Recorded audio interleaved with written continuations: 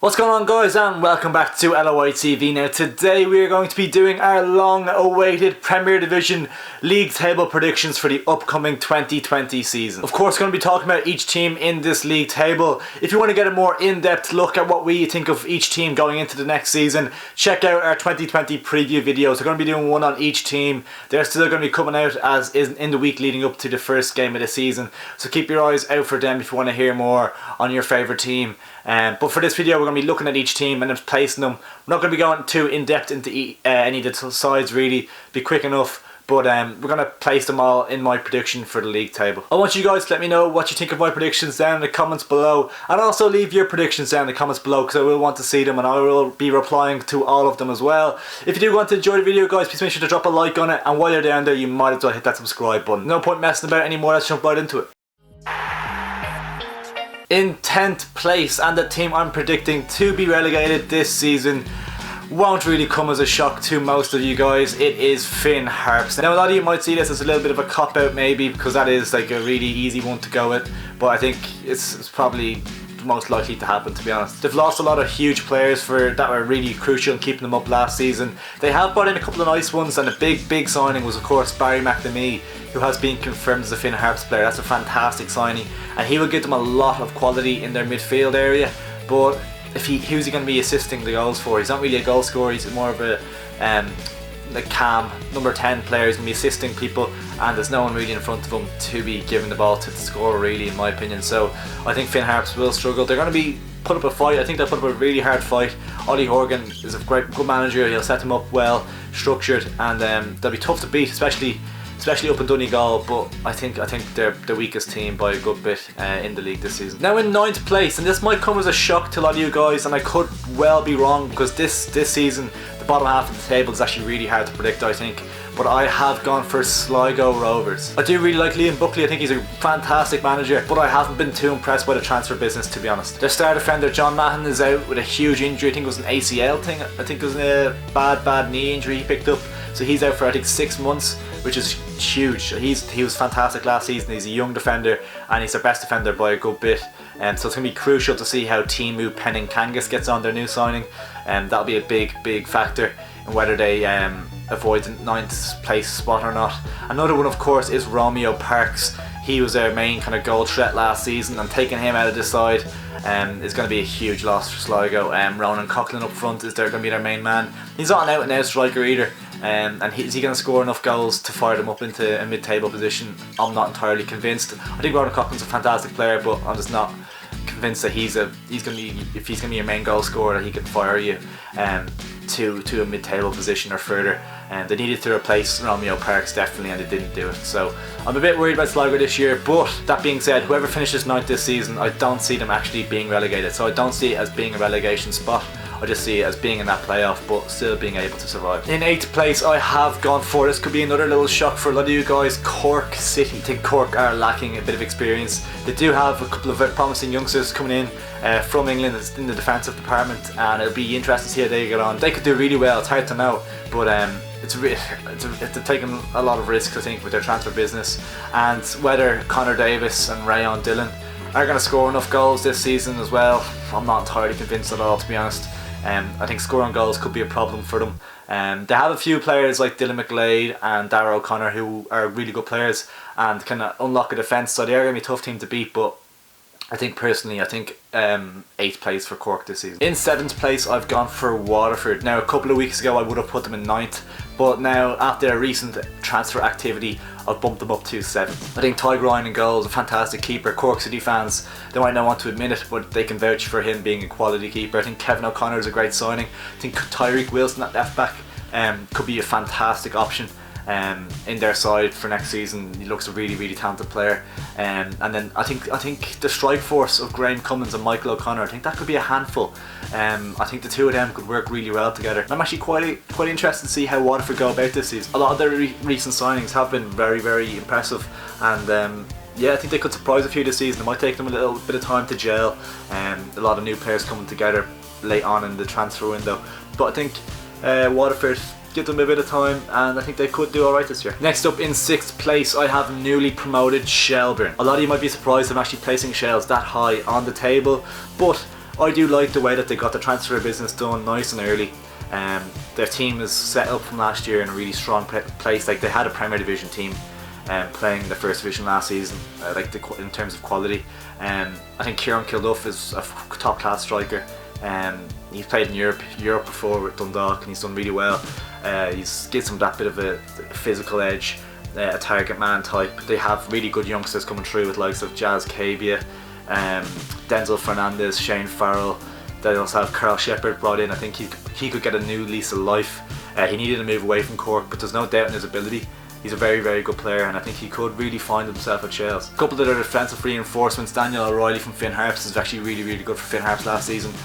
His goal against Bohemians was top drawer, and I like him. I think he's a good player, and I think he could do well at Shels. As I said, I'm have them ahead of Cork and Waterford because their transfer business has been done for so long. They've settled together, whereas Cork and Waterford have been kind of panicking, trying to throw squads together. I think that will benefit Shels for the start of the campaign over Cork and Waterford, and I see them finishing 6th. I think they'll have a good year. I definitely think Shels fans would be delighted with a 6th place finish. Now for the top half of the table, 3rd, 4th and 5th is basically just a guess in my opinion.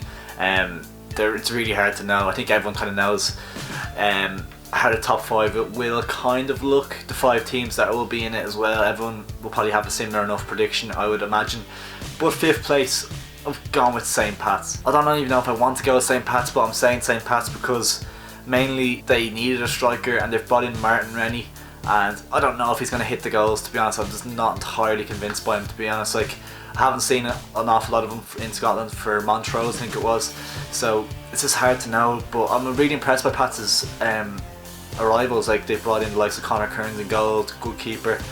Rory Feely I think could be one of the signings of the season. I think he's a top class defender. He's been Waterford's best player for the last few years. Robbie Benson's just a natural winner, has all the medals in his cabinets, everything, like, so he'll add a lot to the midfield in terms of creativity and everything really. So they have some very talented players, St. Pat's, like Jamie Lennon and Ronan Hale, youngsters as well. So it pains me to put Pats there because I think it could be wrong, but just for the fact that I'm not convinced that they have a goal scorer in their ranks. I think Chris Forrester actually will do a lot better this season as well. He's starting to come into his own a little bit towards the end of last year, but for me, I'm going to place Pats in 5th for Stephen O'Donnell's first year in charge. I think they will progress.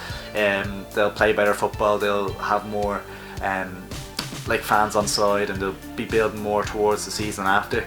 But I do think that I'm going to put them in 5th place, I think. In 4th place, I have gone with Bohemians. Now, Bows, for the first time in a while, have actually kept hold of their star players and being able to add to that as well, which is a huge positive for them. And people might ask me why you put them below where they finished last season. If I had to come up with something, it'd be, I have a weird feeling that some of the Bows players might be starting to believe their own hype a little bit, and they could well finish 3rd, like, there's no doubt about it. They brought in some decent players, like Chris Twardick. I'll be excited to see, a very exciting winger, but I'm going to put them in 4th because I believe that the team ahead of them has rectified what they needed to do to leapfrog them, and I'm interested to see how Dinny Corcoran's going to be when he comes back, whether he's going to be the same type of player, if he can stay fit for the full season.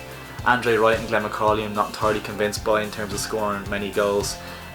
So Dinny Corcoran is keeping him fit, and whether he's going to be the same player as he was before the injury, it's going to be interesting to see. I think that'll be a huge factor. So I am going to put Bohemians in 4th place, which I think most of their fans would take. It's probably more than likely a European position.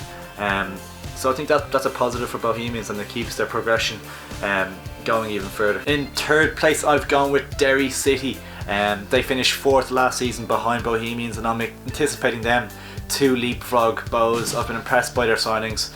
I really like Walter Figueroa from Waterford. I think he's a fantastic player, really good attacking option, and I think Tim Nielsen, his goal scoring record with his previous side was really, really good, so there's no reason to believe that he won't be able to score goals in the League of Ireland. And if he can hit a good figure, Derry could even go further than 3rd. I really do like their side.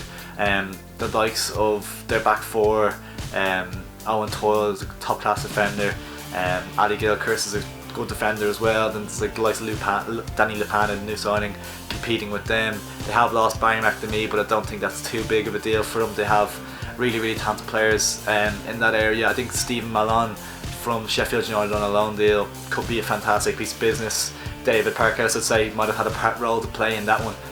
recommending Derry as a good spot for some game time. So I'm excited to see Derry this season, and I anticipate them. I think a third place finish is a fair shout. In second place, I have gone with Shamrock Rovers. Their biggest arrivals have kind of been defenders in Reece Marshall and Liam Scales. Two good players. Reece Marshall will slot in at right back. Ethan Bull has left the club, and Liam Scales will probably be back up at left back and centre back.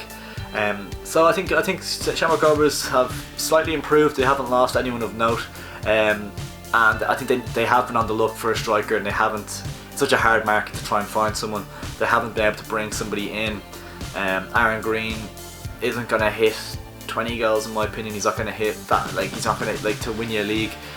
He's a very, very good player to have in a squad, and he'll work his socks off for the side. Dean Williams coming back from Bray Wanderers. I think he scored a good amount of goals in the first division last year. Whether he gets a chance or not will be interesting. That's one to watch kind of thing. I don't think he'll get in ahead of Green on a regular basis though. And then of course Shamrock Rovers have top players in the likes of Byrne, McAnuff, Finn. Their midfield is insanely talented. So Graham Burke of course as well. So in that department they have a lot of creativity. It's just I think they lack that cutting edge in the final third in terms of a striker. Apart from that, I think they're right on par with Dundalk. That's what separates them in my opinion. I think Dundalk have so many options in that striker role. I think both of Dundalk's strikers would get into Shamrock Rovers' team. So that's what separates it for me, and I think Rovers will finish in second place. And I do anticipate Dundalk to retain their title. I'd say most probably do. Would predict Dundalk to finish top of the league. I think the main difference being, as I've said throughout the video, that having that cutting edge up front, having someone that's going to score you a good amount of goals is going to be the difference, I think, between them and Shamrock Rovers. Even having, obviously, Pat Hoban starting is my best striker in the league in my opinion, and then I think Georgie Kelly's probably nearly the second best striker in the league, to be honest, and they have him on the bench coming off, who will score a lot of goals as well. So I think Dundalk, the signings they brought in have been good as well. Like the Darrell Leahy, good young fullback, Ireland under-21 international. Will Patching, be interested to see how he gets on. He's good pedigree, good midfielder, and then of course Stefan Kolovic as well, a Serbian midfielder. So that's an interesting one. He could be really, really shrewd signing. So I think Dundalk, they haven't lost an awful lot. They've kept hold of all their top players. So I think it's nearly a case of just continuing their brilliant success. Like, whether they will be distracted from their league campaign remains to be seen. I mean, they are going to be looking to retain the EA Sports Cup, to regain the FAI Cup, and if there's a little bit of pressure on Vinnie Perth to do a bit better in Europe this season. I've heard it from a few Dundalk fans that is the case. Whether that could work in Shamrock Rovers' favour in terms of Dundalk maybe taking their eye off the ball in the league, I don't think it's the case, because I think they have so much experience in their squad that they know how to get through it, and so much depth, competition for places as well, so people won't be able to take their foot off the gas if they want to keep playing football. So I do think Dundalk will be retaining their league title this season, and I'd say most of you probably do as well. Anyways guys, I hope you did enjoy the video. If you did, please make sure to drop a like down below and drop a comment as well. Let me know what your predictions are, and let me know what you think of mine. Am I well off the mark, or am I more or less what you think is going to be right? And I do want to see your predictions, because I will be replying to all the comments as well. If you did enjoy the video, as I said, please do like it and make sure to subscribe.